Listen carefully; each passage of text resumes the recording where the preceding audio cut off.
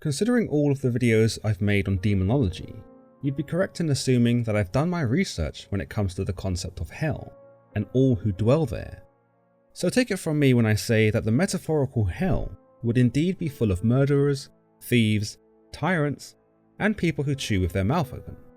But you might be surprised to learn that there's another group of people who I sincerely hope are being scorched by the flames of Satan. People in London who light fireworks before the 5th of November.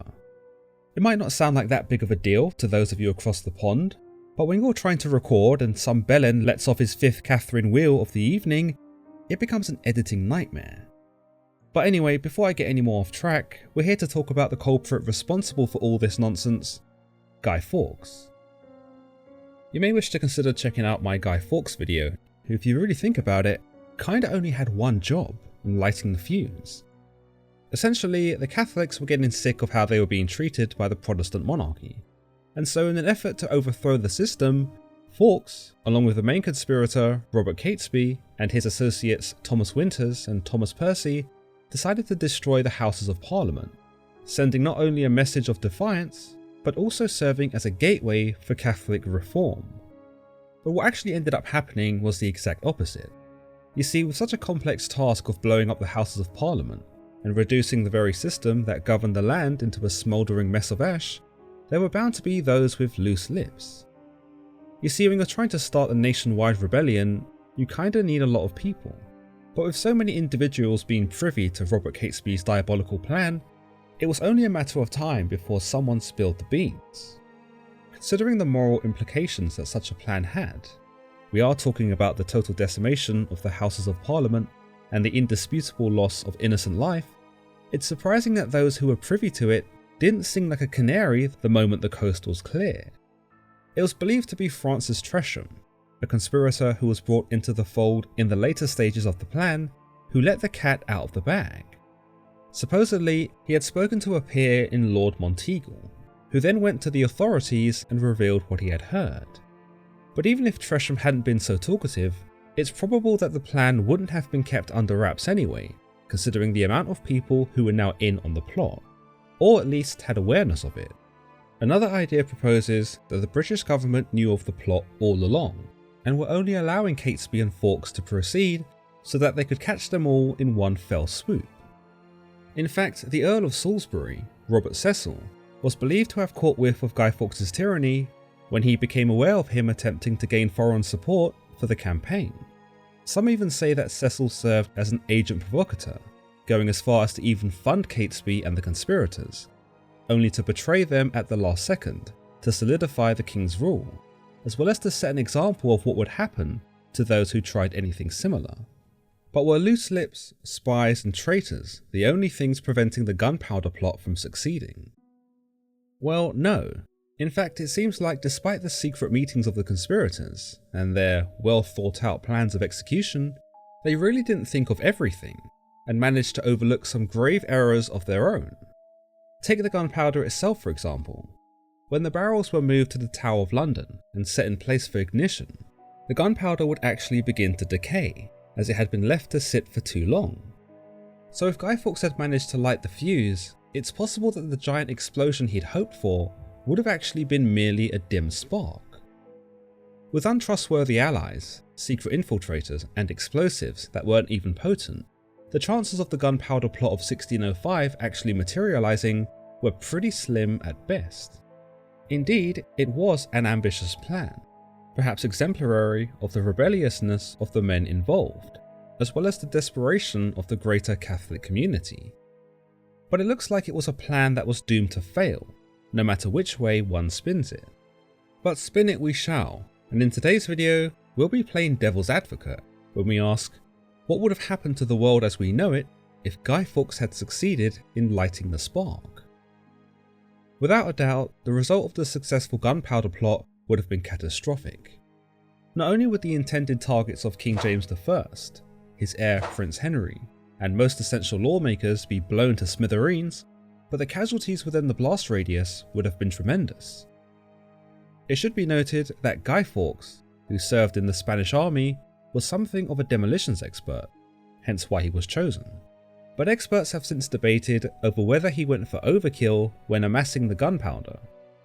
It is said that the 36 barrels of gunpowder, about 2,500 kilograms worth, was accumulated, which, as you can imagine, wouldn't have just blown the roofs off the Houses of Parliament, but also destroyed the surrounding society. Remember, back then, Westminster, where the Houses of Parliament were built, was a closely knit complex of pubs, houses, brothels, and other small businesses. So it's certain that many of these innocent structures, as well as the people inside of them, would have been caught in the blast radius. Even those outside of the blast radius may have succumbed to the roaring inferno that would have been left in the explosion's wake.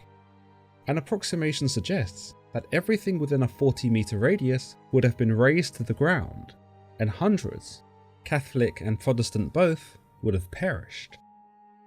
The plotters, who revealed their plan during their capture, would make their way to the Midlands to kidnap the now dead king's daughter, Princess Elizabeth Stuart.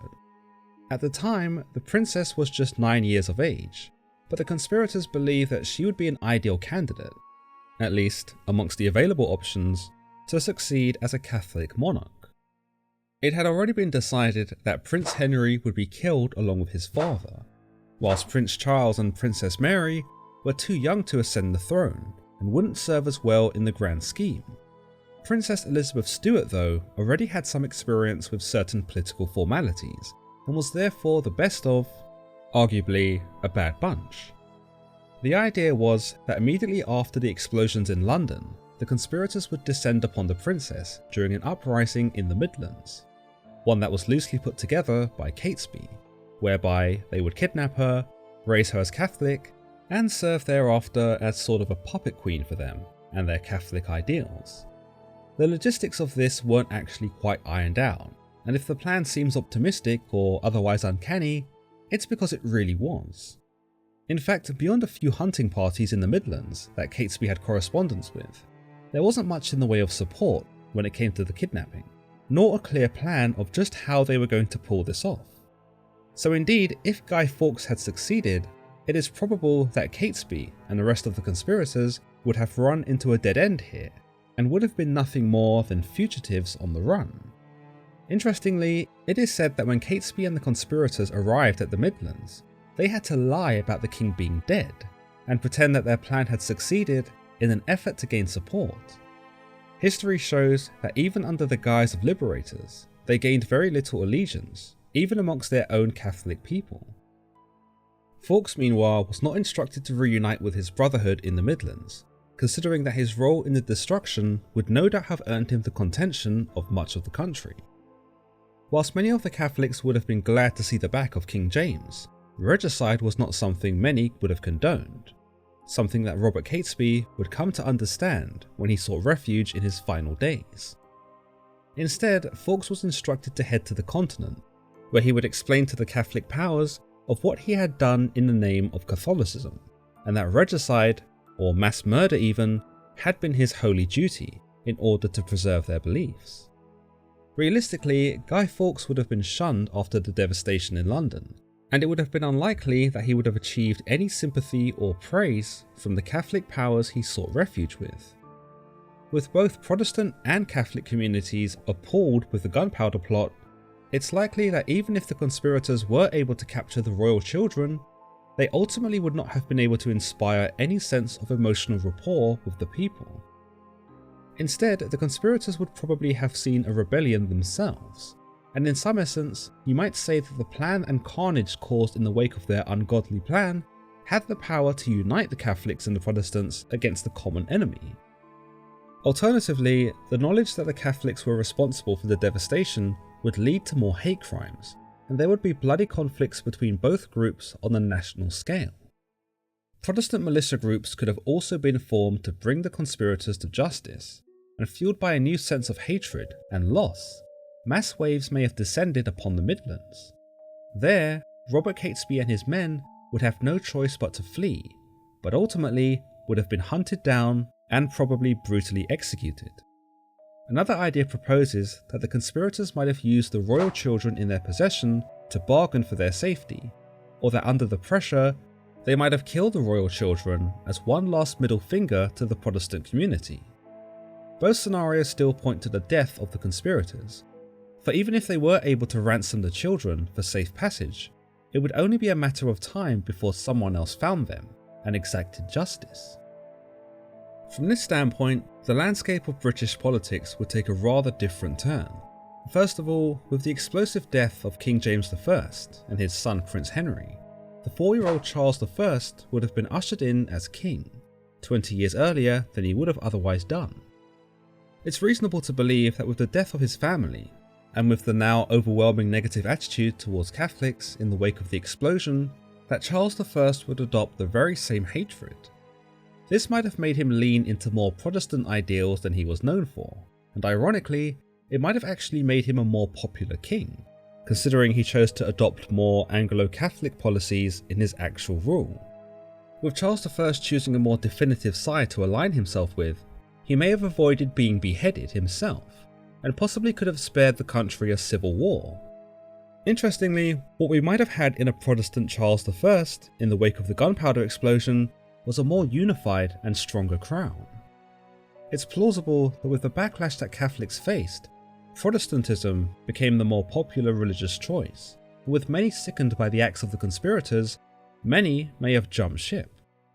As a result of the anti-Catholic rhetoric, Protestants would soon make up the majority of society, and with a Protestant king, a certain societal morale would have been achieved, whereby the survivors of the catastrophe would come together to produce an emotionally supportive front. In this sense, the objective of the conspirators to destroy the ruling Protestant system would actually only strengthen it, and do more to kill off Catholicism than anything else. But in the unlikely event that the conspirators did gain control of the throne, the damage caused in the explosion may have been irredeemable, both socially and financially. It may have also lit up England like a beacon for invaders, who may have come from across seas to pick the bones of a ruined capital, and taken advantage of the political madness. Indeed, with all the lawmakers now dead, a huge power vacuum presented itself. A 4-year-old king could only inspire so much confidence amongst the people, and the older Princess Elizabeth Stuart, who would have been hostage at this point, might very well have refused the conspirators. She was said to be strong-willed and intelligent, and it's possible that even within the captivity of the conspirators, the people would want to rebel and free her. It's also possible that a foreign ruler may have stepped in to pluck the kingdom out of the hands of the conspirators, who would have been outmanned, out-resourced, and completely outwitted by those who bolstered entire armies. With Britain at its absolute weakest at this point, a successful decimation of Parliament via the gunpowder plot almost encouraged invasion. Another idea suggests that territories including Scotland would have ditched England and declared its independence. It was James I who had conceived the concept of a united Great Britain, and with him blasted into the atmosphere by the explosion, it's possible that his vision for the United Kingdom would never have taken shape. It's quite amazing to think that one man's ability to light a fuse could have changed the course of history as we know it. One single moment in the 1600s could have altered the tapestry of our very human existence, and whilst we can gauge how this would affect the immediate lives of those in the 1600s, who knows how it could have affected us? One idea is that America would have not been colonised by the British, who were too busy settling matters after the destruction, and that the French or the Spanish may have had the opportunity to annex it first. Another suggests that the sheer magnitude of the explosion would have triggered the Great Fire of London 60 years earlier, with no one being able to put out the inferno that consumed the densely packed wooden houses of the city. But all in all, I suppose we can never truly know what would have happened if Guy Fawkes succeeded, and maybe that's a good thing. Whether or not Guy Fawkes and the conspirators should have succeeded is a different question altogether, but I think it's safe to say we're better off now. I've always been a completely normal UK taxpayer. Simple English words. We have never had it so good. On second thoughts, gee, I don't know. As always guys, if you've enjoyed today's episode, then don't forget to give this video a like, and don't forget to subscribe for more content just like this. Until next time.